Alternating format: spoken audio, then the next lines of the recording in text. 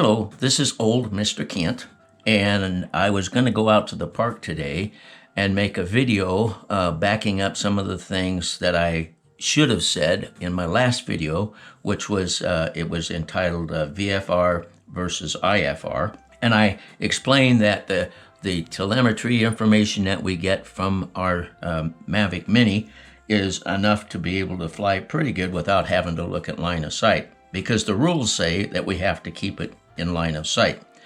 And I was fully reprimanded by, well, one guy really fully reprimanded me, but he was picking on little things, like I was looking straight at the ground and moving forward when I was landing it, like I was going to run into somebody. And if you watch that video, you'll see that I was out in the middle of a field. So anyway, he was real picky on some of the stuff, but that's okay because he was right on a lot of things he said.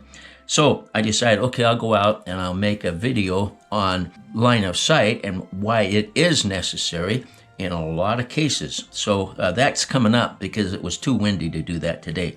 So today I thought I would just bring in some information about just flying drones, and especially with the Mavic Mini, because there's a lot of new people into the drone community who've never had a drone, but they've got a Mavic Mini, and there's a lot of things to learn. And I think I'll put this over here.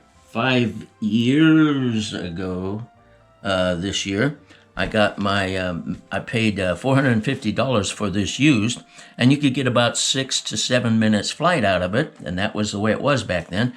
And you can see that one of the things I did was I labeled it with my with my phone number, and so if it went down somewhere before I got it back home, somebody would call me up and tell me they found it, but I can't have it anymore, or something like that. Anyway, that's an old phone number, so don't try to call me in the middle of the night or something.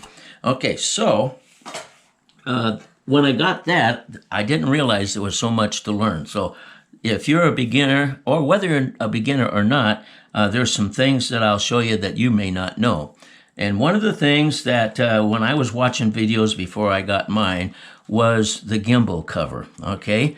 It comes off nice and easy, but then when people try to put it back on, they seem to have a lot of trouble with it. Now, it's easier if you hold it right side up, and see those two little notches there, okay? If you just put those in there like so, and turn it over, it snaps right in, okay?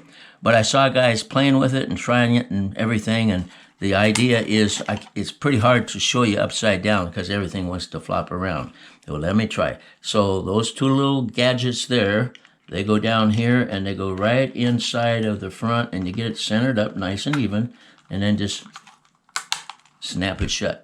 And I feel sorry for the guys trying to make their videos and put that back on again. So anyway, those are some things that if you're a beginner and you're having trouble with that, just do like I just show you. Another thing is if you got the pack that has the several batteries in it, okay, what you want to do is evenly charge and discharge these batteries instead of just using the same one all the time. So here's what I do, okay? So we'll take a look, we'll pull this apart, and you see there's 3 dots on there, okay? We'll put it back in there, and if you'll notice, slot 3 is empty. So let's see what battery would be in slot 2. Look at that. So I just took some, I'll put a little picture up, but I took some white paint and made little dots. I did the same thing on my Mavic 2 zoom because I wanted to make sure that I used these evenly, so then you just cycle through and you don't say, oh, I wonder which one was used last time. Pretty much rocket science type stuff, okay? And then another thing too is I had this shoulder strap, and it fits just fine on the case, which I don't have sitting here right now. But if you have a shoulder strap,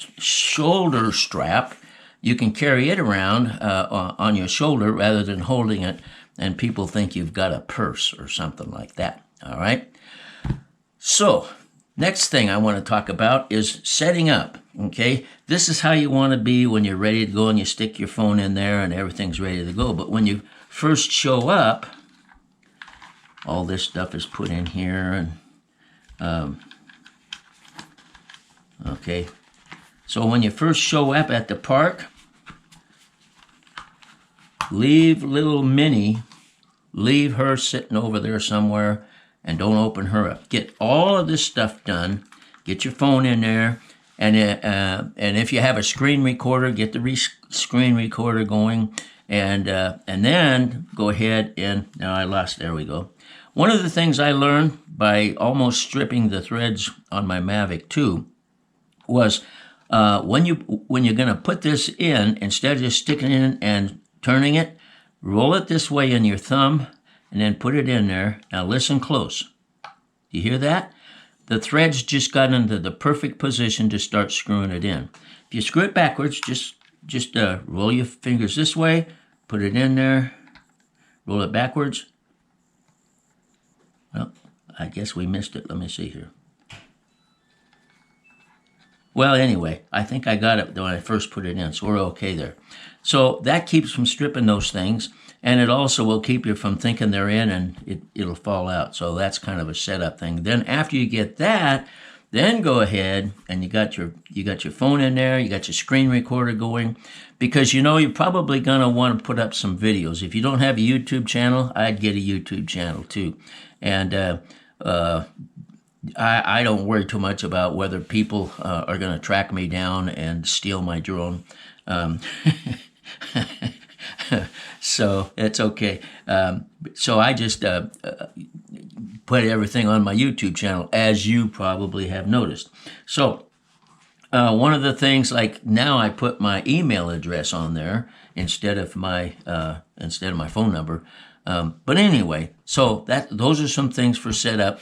Now, another thing too is just for your information, is let's say you're going to look someplace for a place to fly and you get on Google Earth. Now, I've got a little video that I'll put over in the corner of this showing what Google Earth shows for the lot right across from my neighborhood. 3 years ago when we moved in, it was like it shows on Google Earth, but in 3 years' time, it's still showing the same thing on Google Earth, but there's houses there. So you got to be kind of careful if you're trying to pick a place to fly. So I just throw that in. To know for sure where you can and cannot fly is to download one of two apps onto your phone. The one I like is called Kitty Hawk, and there's another one called AIRMAP. In fact, you could download them both and decide which one you like the best.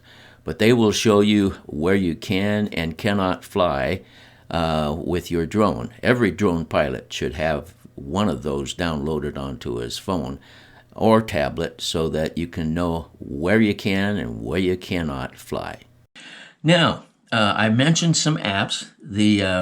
I think I did. I can't remember. But anyway, if you're going to use a Android phone, get the AZ recorder. I had an Android phone, and if you want to record, a screen recorder, get the AZ recorder. It worked fine for me, and I never had trouble. Some screen recorders, if you get a notification come through because you didn't have airplane mode turned on, you get a notification come through, it'll turn off your screen recorder while you're flying. And that's one thing, it's a good idea. I don't always do it, but it's a good idea to put your phone in airplane mode so that you can't receive notifications during that time. Now, if you're using an iPhone, the recorder I use is Record It. And I was watching my friend Adrian, Mateo, I think his last name is. Anyway, I'll put a link to his YouTube channel. He uses it, and it works really well. And so I thought, well, I've had some trouble, so I'll use it too. So there's some ideas of things that you want to do. Now, if you're a beginner, you want to be careful flying around your neighborhood, and you don't fly over people's yards and stuff. I always just fly down the street or something like that. And don't sit in one place staring at somebody's house, or they'll come out and think you're, use some common sense. But one of the things that I carry in my wallet, if I can find it within all the money, is this sectional chart,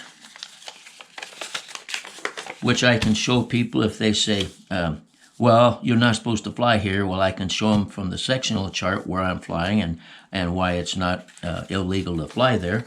But also, if I can find it in here, is you go to your, wherever you live, you can go to your state, and this is the Arizona drone laws. Arizona is a great place because this is their law here.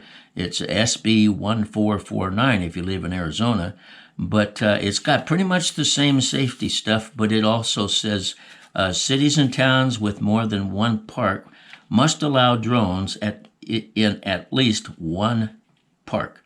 And all kinds of good stuff for drone flyers. So the link to get to the, I'll put them at the bottom, but you can get a sectional chart, and you can print it off free at SKYVECTOR, okay? And then, so that's one place to go for printing it off. Also, another one that will give you some information. Now, these aren't for your phone. These are for your desktop, is FAA UAS data. And I'll put that information in the descriptions below. That will tell you where you can fly and so forth, and what's going on around you. And then another one is called AIRMAP. Now, AIRMAP will show you where there's wilderness areas. Now, I haven't taken my Mini out to a wilderness area to see. I will one of these days, just to see if it'll fly, if I can take it off. Don't worry, I'm not going to take it off if it can't, if it's not supposed to, because it'll say you can't take off. But in wilderness areas, with my Mavic 2, we went out to follow my son while he was rock crawling, and couldn't take off because it says you're in a wilderness area. So that shows you where those are. So get some drone laws, print off your state's drone laws, carry them in your wallet, because if somebody comes up to you and says you're not supposed to be flying here, you can show them what you know about it that they don't know about it. And by the way, airspace is federally regulated. Just like any airplane flying over, you can fly over above houses and so forth, but I always avoid that if I can. And that's one reason I try not to do a return to home, because it doesn't care what it flies over. If I'm going to go, over a neighborhood, I fly along the streets and not over people's houses. But it's federally regulated, and if some guy says he's going to shoot your drone out of the sky, what he doesn't know is he'll be in trouble if he does, because the sky is federally regulated. Now, in some areas, local areas, they might have some drone laws that says you can't fly a drone here, but where there's no drone laws, you can fly and go by the FAA rules that we have to go by. You still have to stay within the law. And that's another thing. Even though this is considered a toy, it's still a toy drone. And there are drone laws that regulate you just don't have to register it. Now, I've got it registered because I have two other DJI drones, and although I don't fly one of them anymore. So what I'm saying is, that's what I can help you with as a beginner. And if you have any comments or questions, don't hesitate to put them at the bottom below. And if you want to subscribe, you can subscribe if you'd like. But anyway, that's the stuff that I could think of to help you as a beginner. And I was a beginner once, and I wish I would have known some of this stuff. And have fun with your drone. Have fun with your little Mini, and get some videos up. Get a YouTube channel and put up some videos. It's just something about looking down at the ground from something that's flying. I don't care what you take pictures of. I think there's going to be a lot of people look at it. So that's one of the things I learned. I just make videos, and next thing you know, people are watching them because it's something built into us that we just like to fly and look down at things. Well, that's enough. I want to thank you for watching, and God bless.